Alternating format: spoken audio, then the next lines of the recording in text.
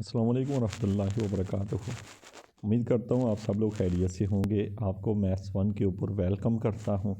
Viewer, आज की इस वीडियो में हम लोग बात करेंगे कि HEC जो है, पाकिस्तान हायर एजुकेशन कमीशन, आप किसी भी किस्म का कोई थीसिस चाहते हैं कि वो डाउनलोड करना है, आप अपने रेलिवेंट सब्जेक्ट के जितने भी थीसिस से पहले PhD और एमफिल थीसिस जो होते हैं वो सारे अपलोड नहीं होते, लेकिन जो भी PhD थीसिस आपको चाहिए होता है वो आप कैसे डाउनलोड करें। आपको इस लिंक पे क्लिक करना है जो कि मैं डिस्क्रिप्शन में दे दूँगा। अब इसमें जाएं और जिस फील्ड के रेलिवेंट आपको चाहिए होगा थीसिस, उस पर क्लिक करें। नीचे जाएंगे तो आपको तमाम थीसिस जो है ना डेट वाइज मिलते रहेंगे, जबकि आप इनकी सेटिंग यहाँ पर ख़ुद भी कर सकते हैं कि आपको किस लिहाज से थीसिस चाहिए।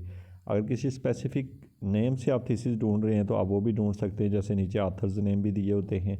आप किसी भी थीसिस को यहाँ पर क्लिक करके डाउनलोड कर सकते हैं।